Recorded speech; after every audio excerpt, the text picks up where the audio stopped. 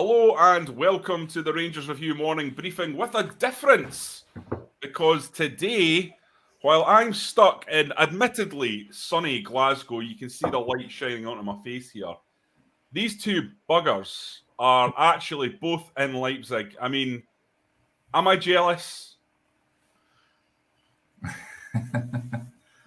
Guys, Derek, I mean, I'll start with you.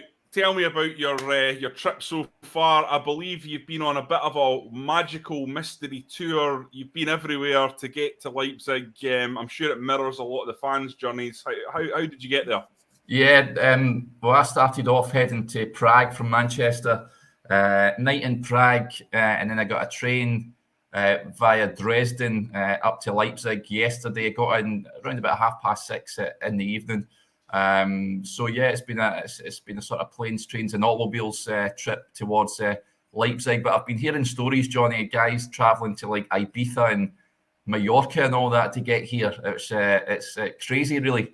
But just shows you the lengths that the Rangers supporters go to attend football matches. It's quite mind blowing. Yeah, I'm surprised you're here after a night in Prague. To be honest, I'm very, very happy that you've made it because Joshua, you were a bit more of a sensible trip, probably one that more people have done. Tell us about it. Yeah, I was in Berlin on Tuesday. A brief stop in Frankfurt, a 1 hour layover at time, which is never enough. I've decided after having to sprint down Frankfurt Airport to make my flight, but I made it to Berlin. Nice little night in Berlin, and then the train up yesterday. So a little bit more straightforward than Derek. We caught up last night, had a nice couple of beers with Clark Senior in the town centre. Atmosphere was kind of starting to bubble last night, and I'm sure today me and Derek will be down there at the square. I'm sure it will only get busier as the game goes on because it's obviously a 9 o'clock kickoff here, so it's quite a long day of build up. But yeah, looking forward to the whole day.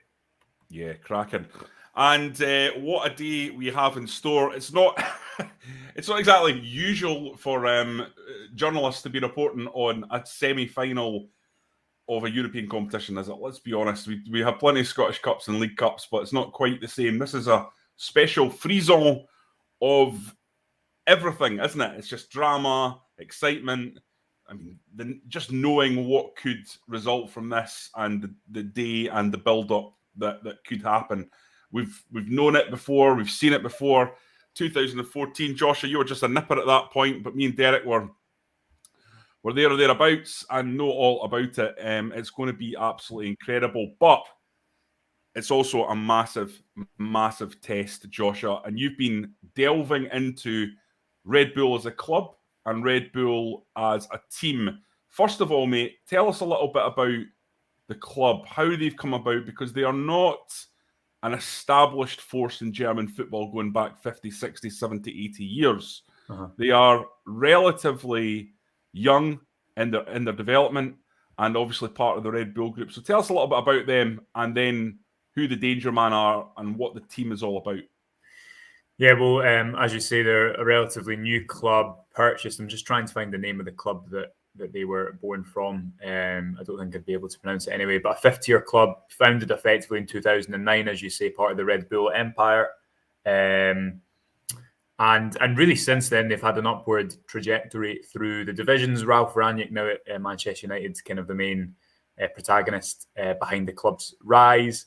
But I've been looking specifically, kind of, John, at how what the team looks like now, and especially under the new manager Domenico Tedesco, and kind of how they got there. So Red Bull are synonymous with high energy, high pressing football.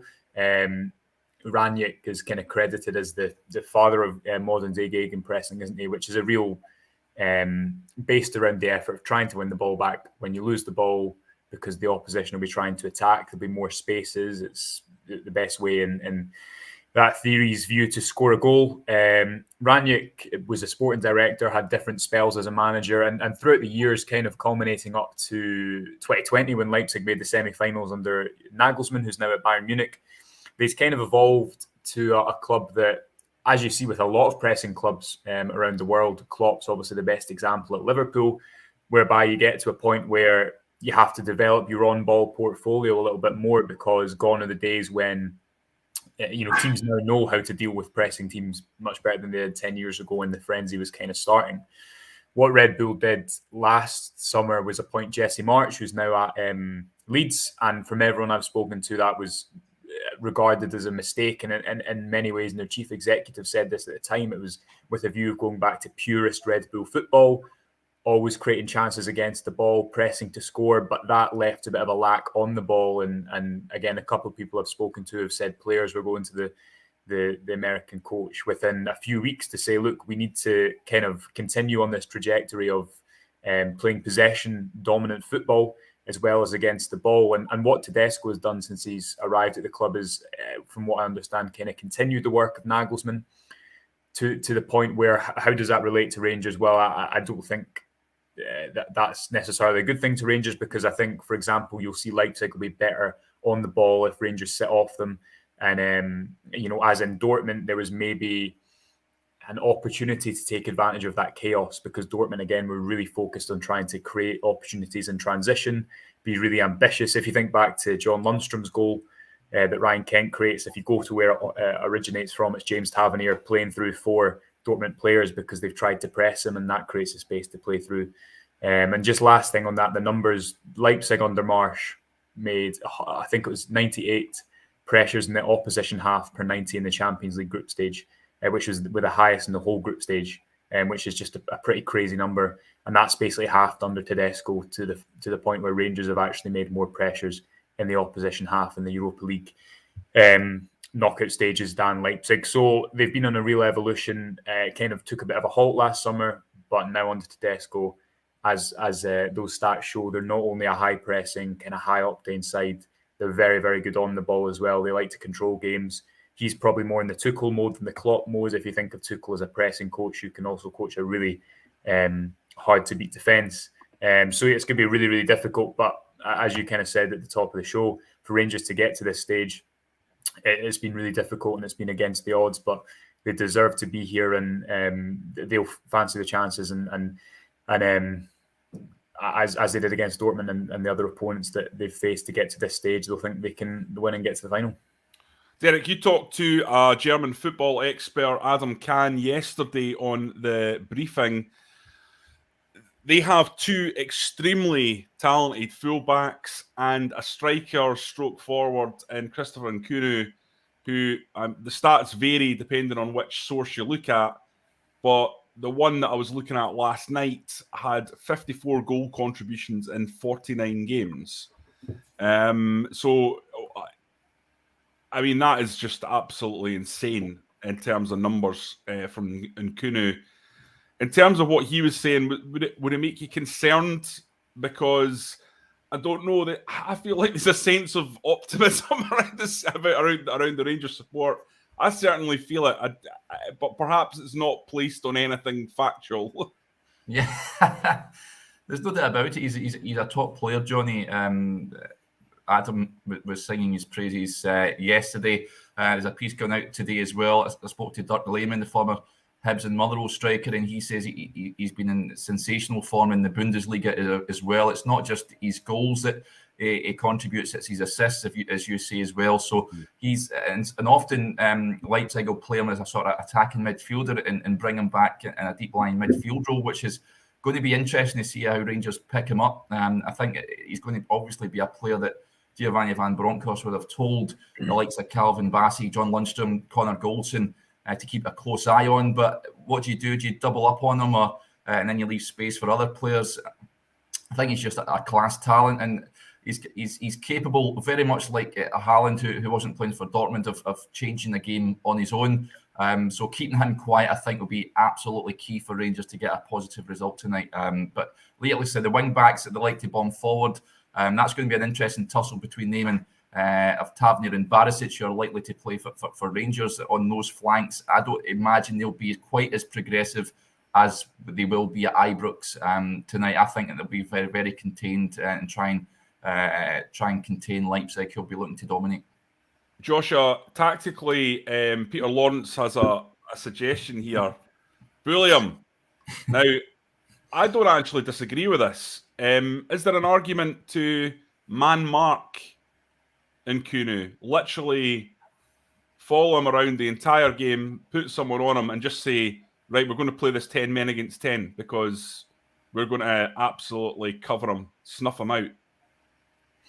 Well, I think that's probably what Van Bronckhorst will do whenever he plays at home in Europe, aside from the Dortmund game. I think because Rangers have the ability to be more aggressive, it suits that man-orientated style. I think you look at Braga away, for example, and it was a little bit more, was certainly more of an open shape, and you look at how the goal originates, it's Rangers man marking system not really working, and because every system obviously has faults.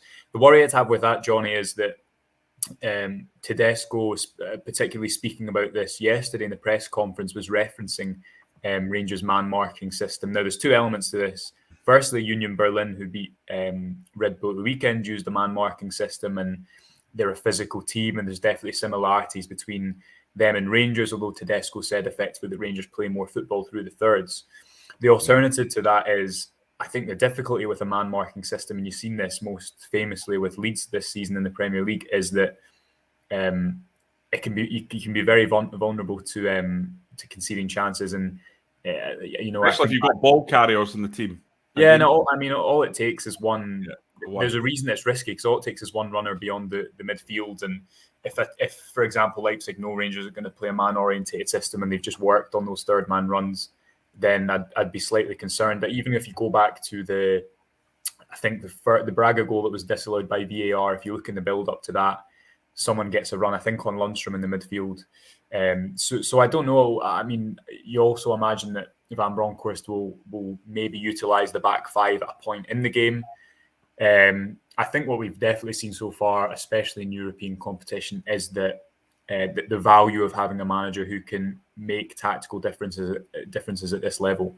And whether Steven Gerrard just didn't want to change his system, whatever it was, I don't think he had the same in-game impact in terms of making alterations and changing the course of the game and kind of hurting the opposition while strengthening his own pack. So I think Van Bronckhorst will have come with a few different plans. I think Rangers have looked really good when they've went man for man at points, but as I say, I think it's also a real risk when you might leave loads of space for players like Nkunku and Dani Olmo to run into.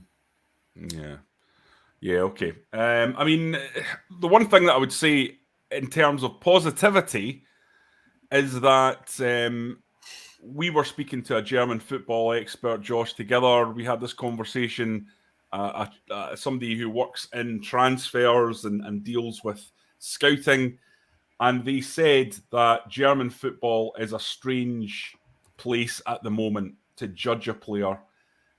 He cited Manchester United's Jadon Sancho, terrific numbers for Dortmund. You take him out of that, huge money, nowhere near replicating it in the Premier League, because you don't get that level of transition that you get week in, week out, where there's so much space to play into because everyone's doing that high press. Yeah. You look at the numbers in Cuckoo, and how do you pronounce it? In Nkunku. In Cuckoo, right? Okay, I've probably pronounced it wrong. I've been doing an Ali McCoist Morales for the whole show so far. That's terrific. In Cuckoo.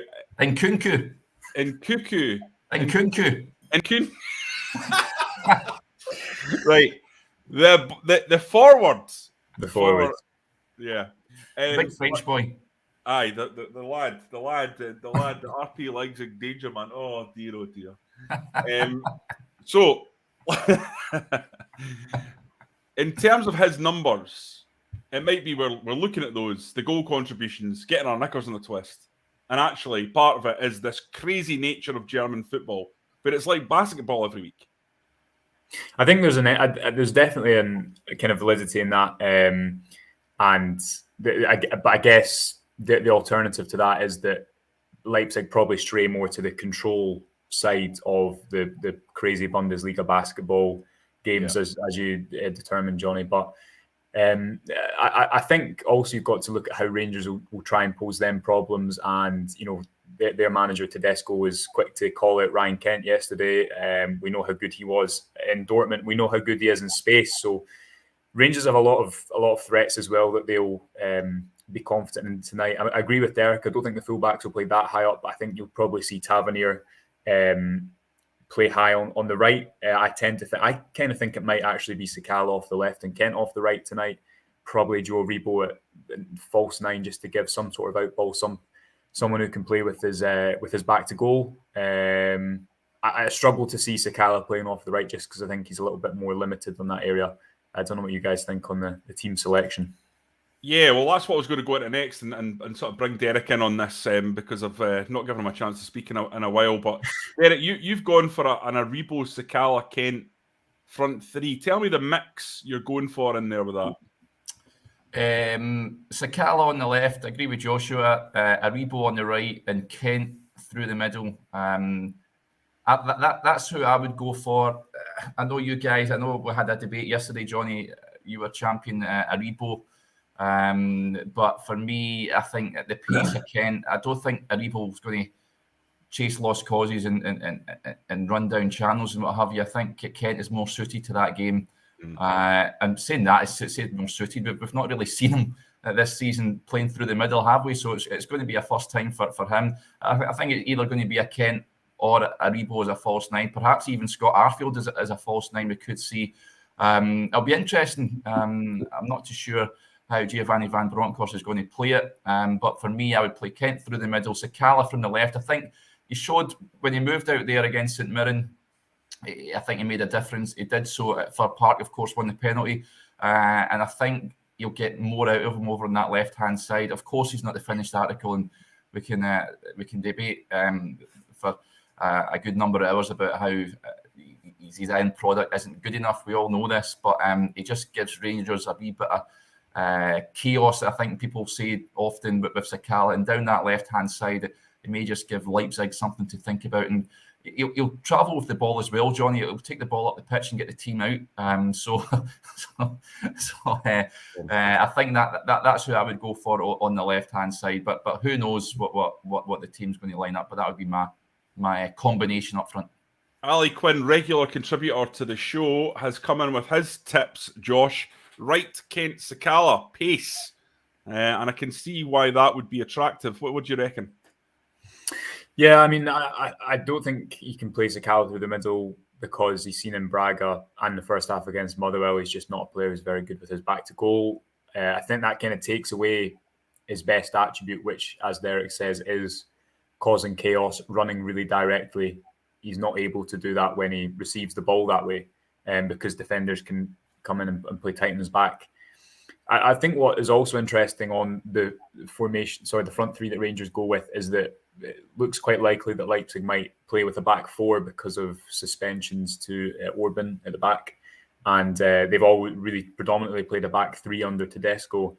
Maybe that negates the impact of their fullbacks somewhat, or makes their wing backs fullbacks. I think that could be a positive for Rangers. Tedesco wasn't really drawn on whether that was a negative for his side having to play a back four yesterday, but I certainly don't think it would be his preference, which is probably a benefit from Rangers' point of view. I agree that those three can probably switch positions in game. The only reason I'd maybe play Kent off the right, not to glue him to the right wing, but maybe even give him something of a free role in the attacking third. I think he's got a better kind of game intelligence than Sakala. I think he'd pick up more intelligent spaces if he was coming from the right, as opposed to Sakala, who I think can only really go one way from there. And Aribo, I don't think Aribo on the right is necessarily the best option unless Rangers try to do what they did in Dortmund, which was really build play on the right and then switch it to the left. You could maybe see Scott Arfield come in. He's dependable. He did that kind of similar job in Dortmund. So there's options there for the manager. But I think that obviously the main man in this team tonight, in an attacking sense, aside from Tavernier, is Ryan Kent. Very much a night for him to step up, as he has done on a number of times in European competition. Yeah, but what a platform it is, guys. Let's be honest. I mean, it's a semi-final of the Europa League. I mean, Derek, you said Aribo's not maybe the guy to run about, but I mean, if you're not going to do it tonight, I mean, you're never going to do it. This is the ultimate stage to put yourself in the shop window. He's got 1 year left on his contract after this. Literally, the whole of Europe will be watching these games. Scouts from everywhere. If he has a good game, if Ryan Kent flies, if Connor Goldson plays well. All of a sudden, you've got big teams potentially knocking at your door on the back of this. I mean, what an opportunity this is for some of these guys. Yeah, but I don't think they'll be thinking about that, Johnny. I think they'll be thinking about getting to a European final, which is, I mean, it's the biggest game of their careers. Every single one of them. It's a double whammy, though, isn't it? I mean, there's more than just one benefit. I mean, this is the incredible thing about getting to this stage. There's multiple benefits. Yeah. I mean, the bonuses for a start. You've not even talked about the financial bonuses. The bonuses, I'm sure, will be incredible for these guys. Yeah, absolutely. But it's there'll be a mixture. I was thinking this last night about what will Van Bronckhorst, the coaches, whether they get a good night's sleep and they can sleep well, and the players as well, because the excitement and the butterflies must be through the roof. All eyes will be on them. They're in of course, it's the business end of this competition. No one expected them to reach this stage. European competition isn't designed for Scottish clubs to reach this stage, but they're here on merit, and they've got an opportunity to reach the final. I think, of course, Leipzig are favourites, and I'd probably put them favourites for the competition, but they've beaten the previous favourites in Dortmund. I don't think that will give them any fears going into tonight. And if they just play their own game, I know they're missing Roof and Morelos and they're light up top, but they just play away in Europe that makes you believe that they can get a result. And I think that if they can if they can go out there this evening, stick to the game plan it is, Van Bronckhorst likes to say more often than not, then I think if they're in the tie, bring it back to Ibrox, you'd fancy them getting through to the final. But what an occasion it is for these players to go on and make themselves Rangers legends. I mean, we're talking about the 1972. Of course, it's the 50th anniversary. No one remembers Rangers finishing, I think, third in the league that season, but they remember the team for the greatest ever achievement in the club's history. This cusp of players are on the precipice of this as well. They can go on and achieve immortality if they go on and win this. Nobody will mind about the league form. So it's absolutely huge, Johnny. You're right, and of course the financial incentives as well. It's all there for them, and they're 2 games away from reaching the final, of course. And let's hope they can do the business over the 2 legs. Yeah, Joshua, you're not. You didn't get round to put your team into the website yesterday. So what are you going for? What's your sort of 11? I thought I did. So maybe I didn't send. Miscommunication. I didn't get it, but so it's not up. But we can put it up. Okay. Well, it was the exact same as Derek's. So the same as Derek's. I mean, I think, but within that, there's obviously how do you go man orientated? Do you sit back? I think that for me, the most important thing tonight is that, presuming Rangers don't have a game like Dortmund away, which I think probably was unique in the circumstance and scoring 4 goals, you need to make sure that when you go back to Ibrox, when is it, next Thursday, the game's still alive. You need to make the crowd believe, even if that's a 1-goal deficit. You've seen with Braga, the crowd still believed. I think a 2-goal deficit, there's still the possibility if Rangers get the first goal at Ibrox, because it's going to be really tough tonight, and there'll definitely be moments, even in that Dortmund game. You think of the header. I think Zagadou had a header before Rangers went 1-0 up, and Royce misses a chance that goes across the box. You do need an element of fortune in these games. I think probably Glenn Kamara will play because he's kind of been favoured in these European games. Lundstrom and Jack obviously in the middle. For me, I think Calvin Bassey plays at the back just because I think Balogun, for me at this stage of the season, looks a little bit leggy. We know he has a propensity to not look at his most agile after he's played a lot of games. And I think Bassey's just been so impressive in this European run. He can do that man marking role that we've seen in the semi-final. He can step out. I don't think he's done anything to put any doubt on his ability in these games. He's not made big errors. He was excellent away against Dortmund, and his speed across the ground, his recovery pace could be really, really important. And also Borna Barisic has been excellent, so I think you've got to keep him in there. And then for me, it's just the form of the front 3. Do you play Aribo in the centre? Do you maybe go Aribo off the right? Is it Arfield? I don't really know. As I said, I think Kent's the main man for it, and I think Aribo has to kind of step up and have a big game as well, as I think he did well in the home game against Braga. So, Yeah, same team as Derek, and I think that midfield will be key. I fancy John Lundstrom fancy you to be tweeting out another John Lundstrom GOAT heat map at 11 o'clock. It's in the drafts, I think. Yeah. Yeah, the only interesting thing I'd say, and we've got a few comments about this going back a little bit. I can't actually find them off the top of my head, but there was certainly people mentioning this earlier. The one difference between my team and you guys is that I've gone for Stephen Davis in there over Glenn Kamara. Now, I get what you're saying, Josh, in terms of Kamara has been selected more often. I just think in terms of current form, Stephen Davis has been back to his best when he's come in these last few games. He's looked really, really solid physically. He uses the ball so well. And I just think in this game, you've got a guy who's already played at this level before.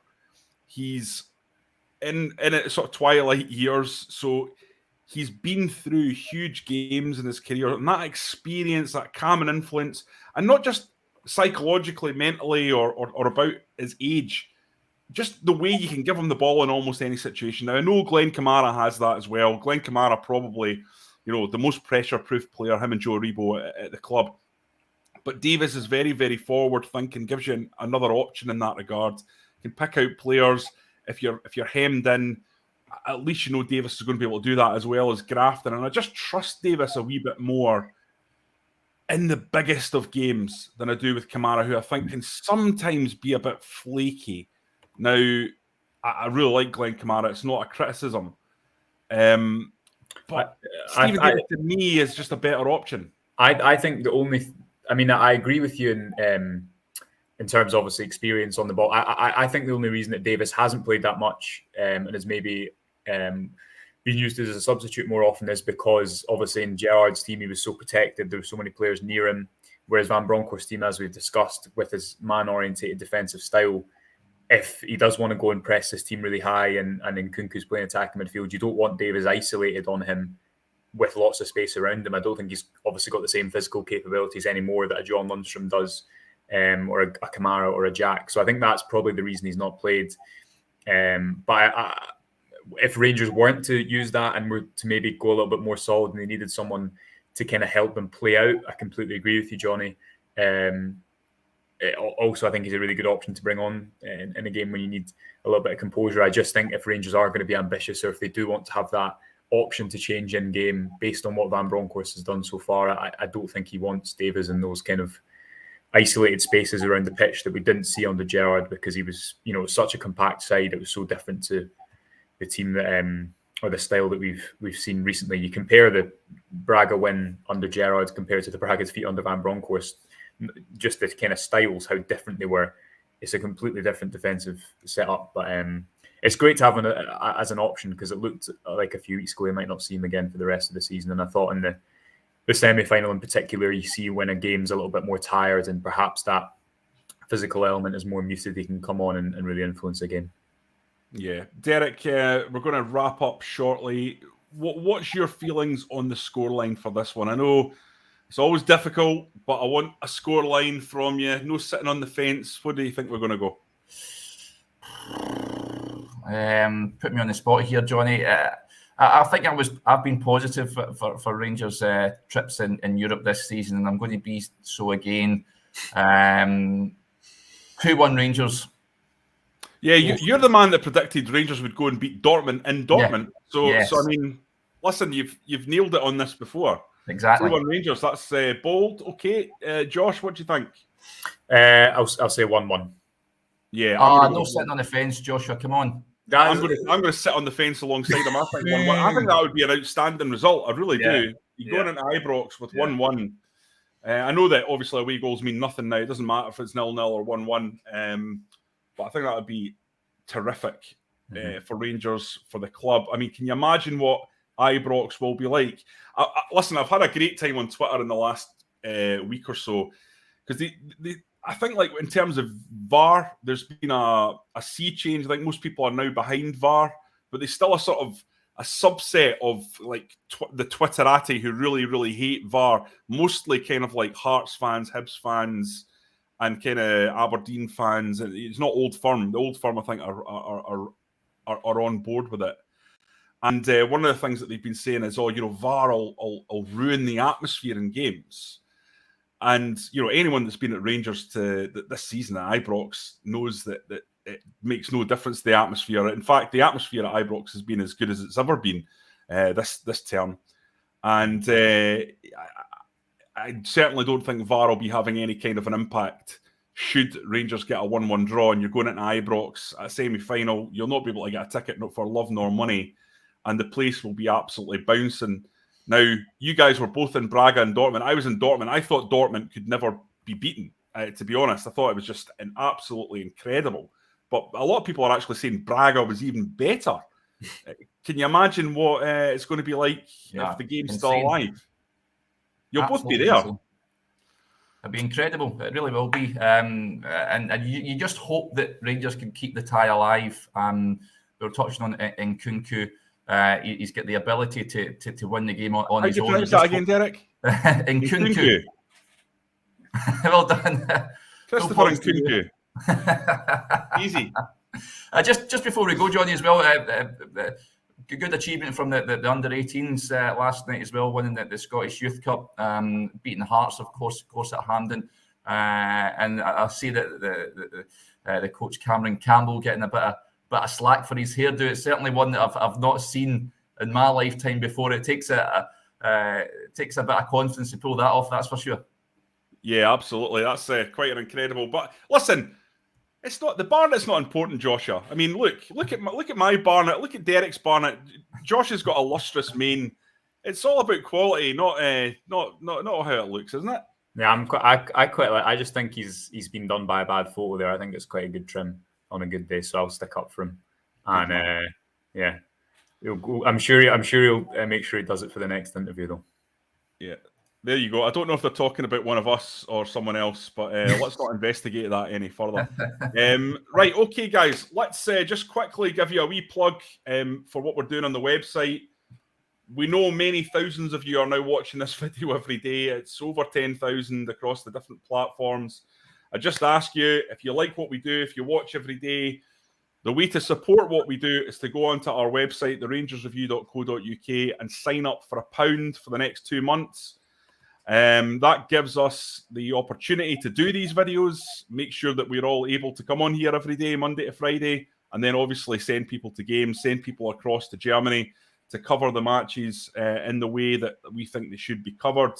You'll get all our content, whether that be our deep dive tactical analysis, our big interview, our opinion pieces, all that stuff you get as part of this £1 deal. So head on over there. I think Josh or Derek can probably stick that into the comments there so you can see. If you just click the link, that will take you there. And listen, there's an even bigger incentive to sign up at the moment, because all the people who have signed up between, I think, mid-April and the end of the month will be put into a prize draw for a signed Rangers top first team jersey, signed by everyone in the first team and the manager. Listen, that's going to be an unbelievable prize, potentially a piece of club history if this team was to go on and claim the ultimate glory in terms of the Europa League, and you would have the shirt, the signed shirt. And listen, sign up for £1 and you're in the draw for that. So you can see that is there in the comments. You see Mr. Urquhart there saying, oh, no, that's the wrong one.